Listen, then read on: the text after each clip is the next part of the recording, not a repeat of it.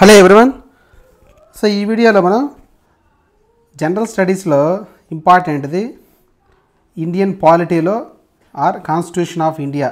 So దీనికి సంబంధించి మన కాన్స్టిట్యూషన్లో ఏ పార్ట్స్ ఉన్నాయో చూద్దాం, ఈజీగా ఎలా గుర్తుపెట్టుకోవాలో చూద్దాం.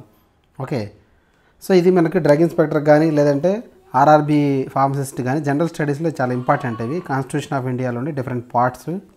ఓకే, సో మీకు ప్రిపరేషన్లో ఏమైనా డౌట్స్ ఉన్నా గైడెన్స్ కావాలంటే వాట్సాప్ గ్రూప్ లింక్ ఇచ్చాను, ఒకసారి మీరు జాయిన్ అయ్యి ఆడ మీకు ఏదైనా డౌట్స్ ఉంటే క్లారిఫై చేసుకోండి. సో ఇక్కడ చూడండి, సో కాన్స్టిట్యూషన్ ఆఫ్ ఇండియాలో టోటల్గా మనకి 25 పార్ట్స్ ఉంటాయి అన్నమాట. టోటల్ కాన్స్టిట్యూషన్లో ఉండే డిఫరెంట్ ఆర్టికల్స్ని 25 పార్ట్స్గా డివైడ్ చేశారు. ఫస్ట్ పార్ట్స్ ఏవో తెలుసుకోండి, ఇంపార్టెంట్వి. నెక్స్ట్ అందులోనే డిఫరెంట్ ఆర్టికల్స్ నెక్స్ట్ చూడొచ్చు మనం ఒకసారి. See here. So part 1 important మనకి. సో పార్ట్ 1 దేని గురించి చెప్తుందంటే మనకి మన యూనియన్ అండ్ ఇట్స్ టెరిటరీ. అంటే మన యూనియన్ ఉంది కదా, అంటే ఇండియా. సో ఇండియాకి సంబంధించిన మన భూభాగం ఎక్కడి దాకా వస్తుంది. ఓకే, సో దీనికి సంబంధించిన విషయాలన్నీ మనకు పార్ట్ 1లో ఉంటాయి. నెక్స్ట్ పార్ట్ 2లో చూడండి, సిటిజన్షిప్ సంబంధించింది. సో సిటిజన్షిప్ అంటే పౌరసత్వము. సో ఒక మనిషికి ఇండియన్ పౌరసత్వం అంటే ఇండియన్ సిటిజన్షిప్ ఎలా వస్తుంది, ఏ కండిషన్స్ పోతుంది అనేది డిఫరెంట్ ఆర్టికల్స్ ఉన్నాయి. సో దానికి సంబంధించి 2లో వస్తుంది. సో దీన్ని ఎలా గుర్తుపెట్టుకోవచ్చు అంటే సిటిజన్షిప్లో టీని ఇట్లా రాసుకుంటే టీ ఫర్ 2 అని. సో 2లో సిటిజన్షిప్ సంబంధించిన ఆర్టికల్స్ ఉంటాయి. నెక్స్ట్ 3 ఫండమెంటల్ రైట్స్ అన్నమాట. ఓకే, సో ఫండమెంటల్ రైట్స్ అంటే ప్రాథమిక హక్కులు, very very important one. Part 3లో ప్రాథమిక హక్కులు ఉంటాయి. సో మనకుండే ఫండమెంటల్ రైట్స్ ఏమైనా డిఫరెంట్ ఆర్టికల్స్ ఉంటాయి, అది మన పార్ట్ 3లో ఉంటుంది, very very important. Okay, so దీన్ని ఎలా రాసుకోవచ్చు, THREE 3 కదా. సో 3లో R ఉంది. Okay, so R for rights అని, fundamental rights. Next 4. So fourth 1 directive principles of the state policy. అంటే కొన్ని డైరెక్షన్స్ సంబంధించినవి కొన్ని ఉంటాయి. ఓకే, సో అవి మీరు ఆర్టికల్స్ చూసినప్పుడు మీకు అర్థమవుతుంది. సో దానికంటే ఇంపార్టెంట్ది 4A. This one is very very important, 4A. So ఇది ఎలా గుర్తుపెట్టుకోవాలి, ఫండమెంటల్ డ్యూటీస్ అనమాట. 4A ఈజ్ ఫండమెంటల్ డ్యూటీస్, దాన్ని మనం ప్రాథమిక విధులు అంటాం. సో ప్రాథమిక హక్కులు ఏమో 3లో ఉంటాయి, ప్రాథమిక విధులు అంటే ఫండమెంటల్ డ్యూటీస్ ఏమో 4Aలో ఉంటాయి. ఎలా గుర్తుపెట్టుకోవాలంటే, సో డ్యూటీస్ అంటే ఫండమెంటల్ డ్యూటీస్, డి అంటే ఆల్ఫాబెట్స్లో రాసినప్పుడు 4 వస్తుంది కదా, ABCD. సో డి అంటే 1 2 3 4th అది. సో డి ఫర్ డ్యూటీస్ ఎక్కడ ఉంటాయి, 4thలో ఉంటాయి. 4th కాకపోతే 4Aలో ఉంటాయి, అది గుర్తుపెట్టుకోండి. Next 5th 1 also very very important. సరే పార్ట్ 5. సో పార్ట్ 5లో వి కదా, పార్ట్ 5 అంటే 5 ఇలా వి లాగా ఉంది. సో దాన్ని మనం రౌండ్గా రాస్తే యూ లాగా అవుతుంది, యూ ఫర్ యూనియన్. అంటే మన సెంటర్కి సంబంధించిన విషయాలు, యూనియన్ సంబంధించిన విషయాలన్నీ కూడా, కేంద్రానికి సంబంధించిన విషయాలు అన్నీ ఇక్కడ ఉంటాయి. Okay, next part 6. So part 6లో ఇలా రాసుకుంటే ఎస్ ఫర్ స్టేట్స్ అని గుర్తుపెట్టుకోండి. సో 6లో ఏముంటాయి, ఎస్ ఫర్ 6 స్టేట్స్ సంబంధించిన ఉంటాయి. అంటే డిఫరెంట్ మన స్టేట్స్ ఎలా ఫామ్ అయ్యాయి, ఒక స్టేట్ రీఆర్గనైజేషను, సో ఒక స్టేట్ని మనం కలపాలన్నా డివైడ్ చేయాలన్నా దీనికి సంబంధించిన విషయాలన్నీ కూడా ఇక్కడ ఉంటాయి. ఓకే, నెక్స్ట్ 1 ఈ పార్ట్ 7ని రీపీల్ చేశారంటే తీసేశారు, అది వదిలేసిన అవసరం లేదు. పార్ట్ 8 కూడా వెరీ వెరీ ఇంపార్టెంట్. సో 8 అంటే యూనియన్ టెరిటరీస్, కేంద్రపాలిత ప్రాంతాలు ఉన్నాయి కదా, లైక్ అండమాన్, లక్షద్వీప్స్ ఇలా ఉన్నాయి కదా, డామన్ డయ్యు, వీటికి సంబంధించిన ఇన్ఫర్మేషన్ అంతా మనకి దానికి సంబంధించిన అన్నీ పార్ట్ 8లో ఉంటాయి. Part 9 is very very important. So part 9. So 9 ఉంది కదా, సో పార్ట్ 9ని మనం రివర్స్ చేయండి.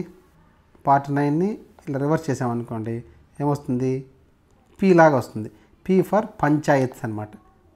అలా గుర్తుపెట్టుకోండి, ఈజీగా గుర్తుంటాయి. ఓకే, పార్ట్ 9 రివర్స్ చేస్తే 9ని పీ లాగా వస్తుంది, పీ ఫర్ పంచాయత్. అంటే పంచాయతీస్ ఉన్నాయి కదా, పంచాయతీరాజ్ సిస్టమ్. సో దానికి సంబంధించినంత కూడా పార్ట్ 9లో ఉంటుంది. నెక్స్ట్ పార్ట్ 9Aలో మున్సిపాలిటీకి సంబంధించి ఉంటుంది. మున్సిపాలిటీస్ ఉంటాయి కదా, మున్సిపల్ అడ్మినిస్ట్రేషను. ఓకే, దాంట్లో ఉండే డిఫరెంట్ దానికి సంబంధించిన అన్నీ కూడా మున్సిపాలిటీస్ పార్ట్ 9Aలో ఉంటుంది. నెక్స్ట్ 9Bలో బి తర్వాత ఏమొస్తుంది, సి కదా, సి ఫర్ కోఆపరేటివ్ సొసైటీస్. అంటే కోఆపరేటివ్ సహకార సంఘాలు దానికి సంబంధించినవి కొన్ని ఆర్టికల్స్ కాన్స్టిట్యూషన్లో పార్ట్ 9bలో ఉంటాయి. ఈ 9కి సంబంధించింది అన్నీ కూడా very very important. So 9 panchayats, okay, 9A ఏమో municipalities, 9B cooperative societies. Very very important this one. Next part 10 also very important. Okay, 10 for schedule and tribal areas ఉంటాయి కదా. సో ఆ ట్రైబల్ ఏరియాస్ సంబంధించిన కొన్ని వాళ్ళకున్న స్పెషల్ రైట్స్ కానీ ఇవన్నీ కూడా అందులో మెన్షన్ చేసి ఉంటారు. Next part 11. So 11 relation between union and state, అంటే సెంట్రల్ గవర్నమెంట్కి స్టేట్ గవర్నమెంట్కి మధ్యలో ఉండే సంబంధాలు, రిలేషన్కి సంబంధించినవి అన్నీ కూడా ఈ పార్ట్ 11లో ఉంటాయి. దీన్ని ఎలా గుర్తుపెట్టుకో, 11 మనం ఇలా రాస్తాం కదా, 11 ఇది ఈక్వల్గా ఉంది, 1 2 ఈక్వల్గా ఉంది. ఆ రెండింటి మధ్య సంబంధం ఈక్వల్ అంటే ఇక్కడ సెంటర్, ఇది స్టేట్ అనుకోండి, దానికి మధ్య ఉన్న సంబంధం. సో 11 చూడగానే రెండింటి మధ్య సంబంధం గుర్తు రావాలి.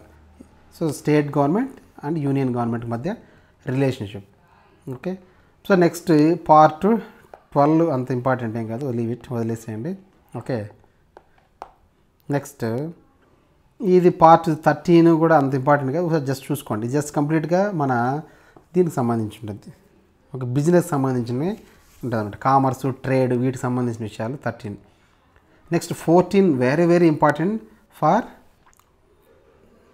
పబ్లిక్ సర్వెంట్స్, అంటే మనం గవర్నమెంట్ జాబ్కి వెళ్తున్నాం కాబట్టి గవర్నమెంట్ జాబ్కి వెళ్ళే వాళ్ళకి ఇది చాలా important. Part 14 and 14A very very very important. So 14లో ఏముంటుంది, services under union and state, అంటే కేంద్ర రాష్ట్రాల సర్వీసులు ఉంటాయి కదా, స్టేట్ సర్వీసెస్, మన స్టేట్ సర్వీస్, ఒక డ్రగ్ ఇన్స్పెక్టర్ కానీ ఇవన్నీ, ఇలా సెంట్రల్ సర్వీసెస్, దీనికి సంబంధించిన ఆ సర్వీసెస్ సంబంధించిన ఉంటాయి కదా, లైక్ ఐఏఎస్, ఐపీఎస్లు, ఇలాంటి సెంట్రల్ స్టేట్ సర్వీసులు, వాళ్ళకు ఉండే హక్కులు ఏంటి ఎక్సెట్రా, దానికి సంబంధించినవన్నీ కూడా ఇక్కడ 14లో ఉంటాయి. Very very important. Next 14A అంటే ట్రిబ్యునల్స్, న్యాయస్థానాలు. అంటే ఇవి ఎలా అంటే ఏదన్నా లైక్ మన సర్వీస్, అంటే స్టేట్ గవర్నమెంట్, ఆ సెంట్రల్ గవర్నమెంట్ సర్వీస్ ఉంటారు కదా, గవర్నమెంట్ ఎంప్లాయీస్, వాళ్ళకు ఏదైనా ప్రాబ్లమ్స్ ఉన్నప్పుడు, వాళ్ళ ప్రాథమిక హక్కులకి ఏదైనా భంగం కలిగితే అలాంటప్పుడు వాళ్ళు ఏం చేస్తారంటే ట్రిబ్యునల్స్కి వెళ్తారు. కోర్టులకు వెళ్లకుండా, ట్రిబ్యునల్స్ అంటే సపరేట్ అనమాట, సర్వీసెస్ కోసమే. ఓకే, వాటికి వెళ్తారు అనమాట, వాళ్ళ సర్వీస్ మ్యాటర్స్లో, వాళ్ళ ప్రమోషన్స్లో కానీ సంథింగ్ ఏదైనా ఉన్న ఇష్యూస్ ఉన్నప్పుడు. Okay, so 14 and 14A very very very important. Next 15, this is also very important. 15 election సంబంధించిన కంప్లీట్గా, ఎలక్షన్ ఎన్నికలకు సంబంధించిన కంప్లీట్గా ఎలక్షన్ కమిషన్, ఏ ఆర్టికల్, ఎలక్షన్ ప్రాసెస్ ఏంటి, సంథింగ్ వాటికి సంబంధించిన అంతే కూడా 15లో ఉంటుంది, పార్ట్ 15. సో నెక్స్ట్ 16 అంత ఏం అవసరం లేదు, వదిలేసేయండి this one. Next 17 very important, official language. So అధికార భాషలు, అంటే మనకు టోటల్గా అఫీషియల్ లాంగ్వేజెస్ 22 ఉన్నాయి ఆల్ ఓవర్ ఇండియాలో. ఓకే, అఫీషియల్ కానివి ఇంకా చాలా కొన్ని వందల్లో ఉంటాయి, అది వదిలేసి అఫీషియల్గా ఉన్నవి 22. ఆ భాషలకు సంబంధించి ఆర్టికల్స్ అన్నీ కూడా ఈ 17 పార్ట్లో ఉంటాయి, కాన్స్టిట్యూషన్లో రాసి ఉంటారు. నెక్స్ట్ వెరీ ఇంపార్టెంట్ పార్ట్ 18 అంటే ఎమర్జెన్సీ ప్రొవిజన్స్, అత్యవసర నిబంధనలు. అంటే మనకు ఫైనాన్షియల్ ఎమర్జెన్సీ, లేదా నేషనల్ ఎమర్జెన్సీ, జాతీయ అత్యవసర పరిస్థితి, యుద్ధాలు వచ్చినప్పుడు మన అత్యవసర పరిస్థితిని ఎలా విధించాలి, దానికి సంబంధించిన ప్రొసీజర్ అంతా కూడా ఆ కాన్స్టిట్యూషన్లో ఈ 18 పార్ట్ కింద రాసి ఉంటారు. దీన్ని ఎలా గుర్తుపెట్టుకోవాలి, 18 కదా, 18కి మొదలు 0 పెట్టంటే ఏమవుతుంది, 108. సో 108 ఎప్పుడు మనం కాల్ చేస్తాం, ఎమర్జెన్సీ ఉన్నప్పుడే కాల్ చేస్తాం, ఎమర్జెన్సీ ప్రావిజన్, అత్యవసర నిబంధనలు అలా గుర్తుపెట్టుకోండి. సో 18 ఆర్టికల్ చూడగానే 108 గుర్తురావాలి, 108 అంటే ఎమర్జెన్సీ గుర్తురావాలి, ఎమర్జెన్సీ ప్రావిజన్స్. నెక్స్ట్ 19 అవసరం లేదు, వదిలేసేయండి. 20 ఇంపార్టెంట్. సో పార్ట్ 20లో అమెండ్మెంట్ ఆఫ్ ద కాన్స్టిట్యూషన్, రాజ్యాంగ సవరణ. సో మన రాజ్యాంగాన్ని ఏదైనా సవరణ చేయాలి అంటే దానికి సంబంధించిన ప్రొసీజర్ ఏంటి, ఎక్సెట్రా అంతా కూడా ఈ పార్ట్ 20లో కాన్స్టిట్యూషన్లో రాసి ఉంటారు. ఓకే, సో ఈ 21, 22 అనేది మనకు పెద్ద అవసరం లేదు, వదిలేసేయండి. సో ఇలా టోటల్గా మనకి అన్నీ చూస్తే టోటల్గా 25 పార్ట్స్ ఉన్నాయి ఓవరాల్గా. ఓకే, కాన్స్టిట్యూషన్లో నేను ఏదైతే చెప్పాను ఇంపార్టెంట్వి మీరు చూసుకోండి, ఆర్ఆర్బీకి కానీ, డ్రగ్ ఇన్స్పెక్టర్ కానీ, జనరల్ స్టడీస్కి మీకు సరిపోతుంది. ఓకే, సో ఐ హోప్ మీకు హెల్ప్ అయింది అనుకుంటా. మీరు వాట్సాప్ గ్రూప్లో జాయిన్ అవ్వండి, మీకు ఏదైనా డౌట్స్ ఉన్నా గైడెన్స్, టిప్స్ అన్నీ ఇస్తూ ఉంటాను. ఓకే, సో లైక్ చేయండి, షేర్ చేయండి, సబ్స్క్రైబ్ చేయడం మర్చిపోవద్దు. All the best. Thank you.